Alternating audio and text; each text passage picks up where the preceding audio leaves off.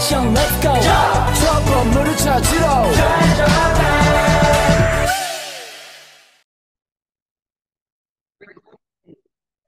Assalamualaikum warahmatullahi wabarakatuh. Perkenalkan, nama saya Sipa Salsabila dengan nomor induk mahasiswa yaitu 2892250004.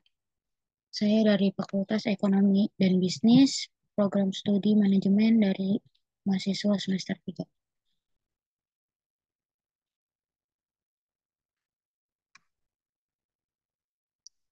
Di video kali ini saya akan membahas salah satu materi ekonomi manajerial dengan dosen pengampu yaitu Bapak Dr. Anderson Haji MM, Universitas Pancasakti Bekasi.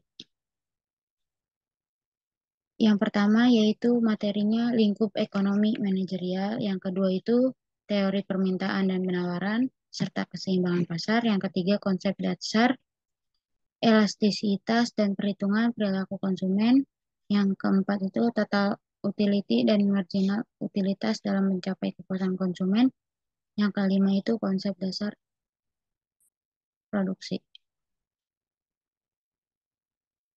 Yang pertama, lingkup ekonomi manajerial. Ekonomi manajerial adalah cabang ilmu ekonomi yang mempelajari bagaimana perusahaan mengambil keputusan dalam memproduksi dan memasarkan barang atau jasa.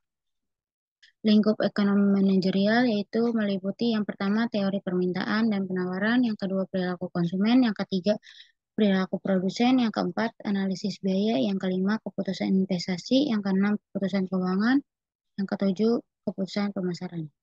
Nah, pengertian ekonomi manajerial yaitu ekonomi manajerial merupakan ilmu dan seni yang menggabungkan teori ekonomi dan teknik pengambilan keputusan. Terus terkait dengan teori ekonomi, keputusan dari manajemen dapat menerapkan ilmu ekonomi dan perangkat ilmu terapan. Yang kedua itu terkait dengan ilmu keputusan. Ilmu keputusan mempergunakan perangkat matematika ekonomi dan juga ekonometrik guna untuk membentuk serta mengestimasi model yang diperlukan untuk perilaku optimal suatu perusahaan. Yang ketiga, keterkaitan dengan berbagai fungsional ilmu administrasi bisnis, hubungan antar ekonomi manajerial dengan area fungsional ilmu administrasi bisnis menjadi latar belakang dalam pengambilan keputusan. Nah, ekonomi manajerial ini dapat menggabungkan antara ilmu ekonomi dan pengambilan keputusan. Ilmu ekonomi yang diantaranya meliputi ekonomi mikro dan ekonomi makro. Yang ilmu keputusan yang diantaranya yaitu meliputi matematika ekonomi dan ekonometri. Dalam proses keputusan itu ada keputusan manajer. Yang pertama itu seorang manajer bisa mengatasi masalah yang dihadapi di dalam perusahaan. Seorang manajer harus bisa dalam proses pemecahan masalah dan selanjutnya didukung keahlian manajer pengalamannya serta keputusan bisnis yang efektif, terus dianalisis dengan alat analisis yang tepat juga. Selanjutnya itu skema pengambilan keputusan. Skema pengambilan keputusan yaitu yang pertama keputusan manajemen. Dibagi menjadi dua yaitu ada teori ekonomi yang disebutkan awal itu yaitu ekonomi mikroekonomi dan makroekonomi. Terus sebagai masalahnya juga yaitu ilmu keputusan yaitu matematika ekonomi dan ekonometri. Nah, dua dua teori ini ekonomi manajerial yaitu pertama aplikasi teori ekonomi dan perangkat ilmu ekonomi keputusan untuk memecahkan suatu masalah. Yang terakhir itu solusi optimum untuk masalah keputusan manajerial.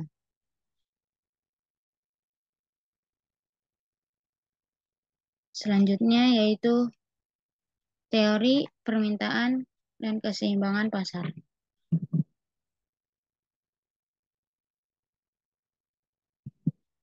Teori permintaan dan penawaran adalah salah satu teori dasar dalam ekonomi manajerial. Teori ini menjelaskan hubungan antara harga dan jumlah barang atau jasa yang diminta yang ditawarkan oleh produsen.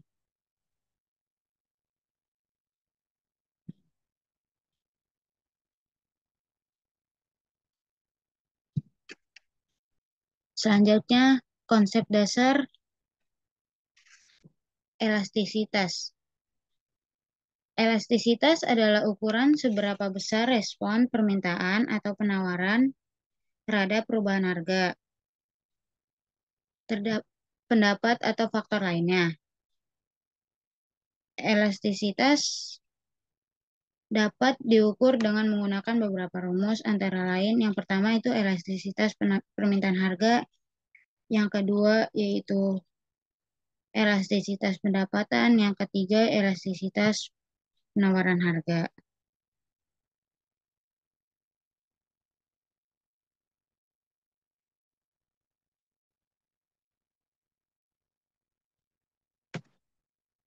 Selanjutnya,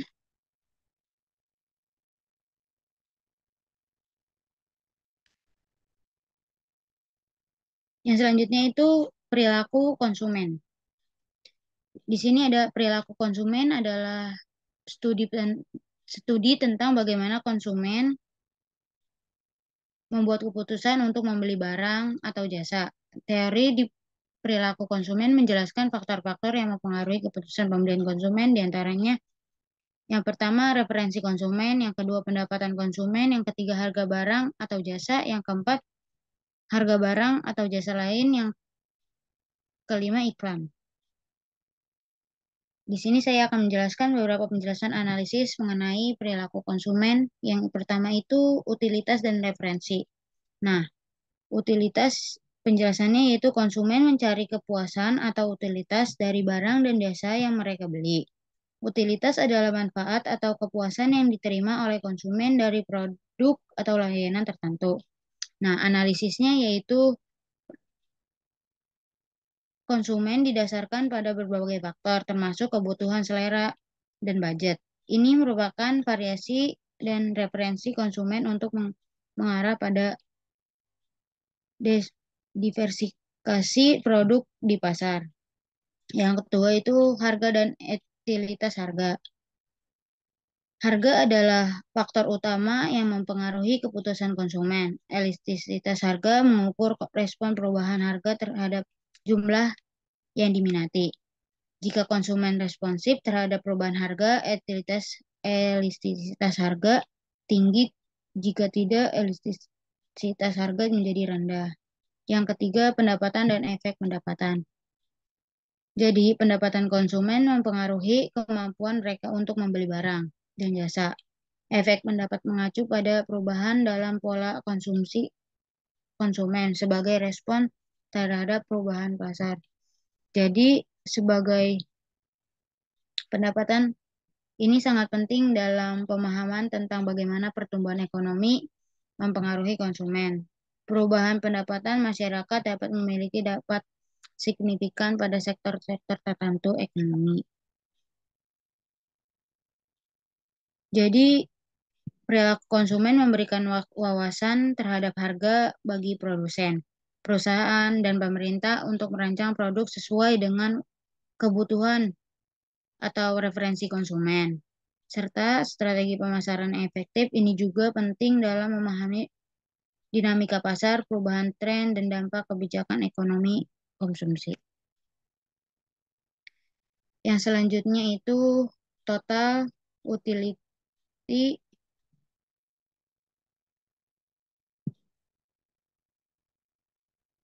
total utility marginal utilitas mencapai kepuasan konsumen.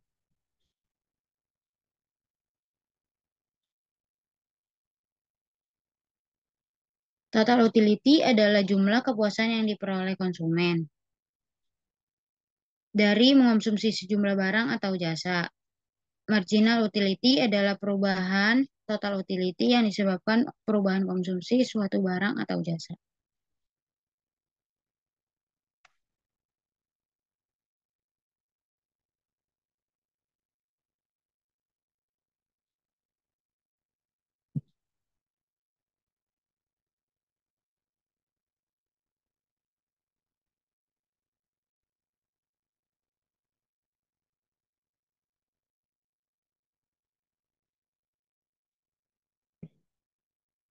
Selanjutnya itu ada konsep dasar produksi.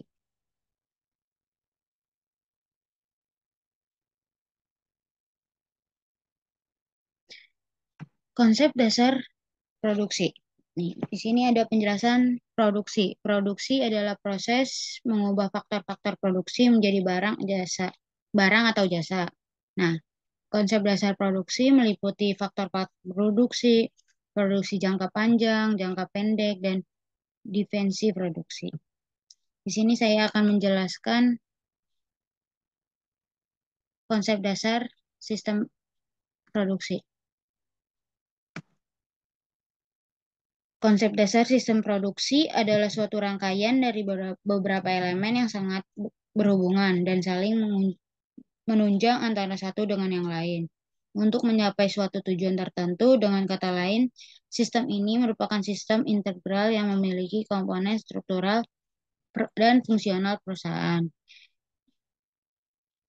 Komponen-komponen sistem produksi yang pertama itu sistem produksi terdiri dari tiga komponen utama. Yang pertama, input. Nah, input ini adalah suatu yang dibutuhkan untuk proses produksi, termasuk bahan baku, tenaga kerja, mesin, dan peralatan. Yang kedua adalah proses. Proses adalah kegiatan yang dilakukan untuk mengubah input menjadi output. Nah, sedangkan output adalah hasil dari proses produksi, yaitu barang atau jasa. Selanjutnya ada komponen pendukung. Di komponen pendukung ini ada tiga komponen. Yang pertama, selain tiga komponen sistem produksi yang tadi, di sistem konsep dasar produksi ini ada tiga komponen pendukung. Yang pertama itu referensi dan pengendalian produksi, yang kedua peralatan fasilitas produksi, terus ada pengendalian kualitas, penentuan standar operasi, penentuan harga pokok produksi, dan penentuan fasilitas produksi. Nah, di sini ada tujuan sistem produksi. Tujuan sistem produksi adalah untuk menghasilkan barang atau jasa yang memenuhi kebutuhan konsumen dengan biaya yang efektif dan efisien. Untuk mencapai tujuan tersebut, sistem produksi harus merancang dan dioperasikan dengan baik. Selanjutnya itu ada jenis-jenis produksi. Yang pertama, jenis sistem produksi, yang pertama itu sistem produksi massal. Nah, sistem produksi massal ini yaitu sistem produksi yang menghasilkan produk dalam jumlah besar dan berulang. Terus selanjutnya sistem produksi massal khusus. Sistem produksi massal khusus ini yang menghasilkan produk dan dalam jumlah besar, tetapi dengan spesifikasi tertentu. Selanjutnya sistem produksi batch. Sistem produksi ini yang menghasilkan produk dalam jumlah kecil dan batch tertentu. Selanjutnya sistem produksi perakitan. Nah, sistem produksi perakitan ini produksi yang menghasilkan produk dengan cara merakit komponen-komponennya. Selanjutnya sistem produksi jasa atau sistem produksi yang menghasilkan produk berupa jasa. Terus dari manfaat sistem produksi ini ada untuk meningkatkan efisiensi produktivitas, yang selanjutnya meningkatkan kualitas produk, terus juga meningkatkan portabilitas. Dari konsep dasar sistem produksi ini menjadi kesimpulan bahwa suatu rangkaian kegiatan yang saling berhubungan dan saling menunjang untuk menghasilkan barang atau jasa. Sistem produksi yang baik akan dapat menghasilkan produk memenuhi kebutuhan konsumen dengan biaya yang efektif dan efisien.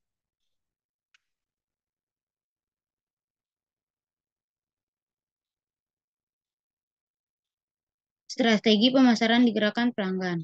Perusahaan dapat menggunakan teori permintaan dan penawaran untuk agar optimal untuk produknya.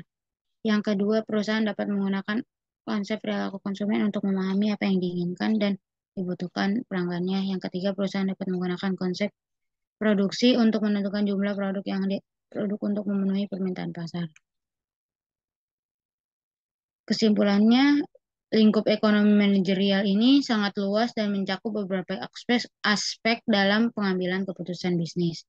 Dengan memahami lingkup ekonomi manajerial, Manajer dapat membuat keputusan yang lebih tepat, efektif untuk mencapai tujuan sebuah perusahaan itu. Dengan menerapkan ekonomi manajerial, perusahaan dapat meningkatkan efisiensi, efektivitas, dan portabilitas juga. Mungkin hanya itu yang bisa saya sampaikan, kurang lebihnya mohon maaf. Wabillahi taufiq walhidayah. Wassalamualaikum warahmatullahi wabarakatuh. Audio Jungle.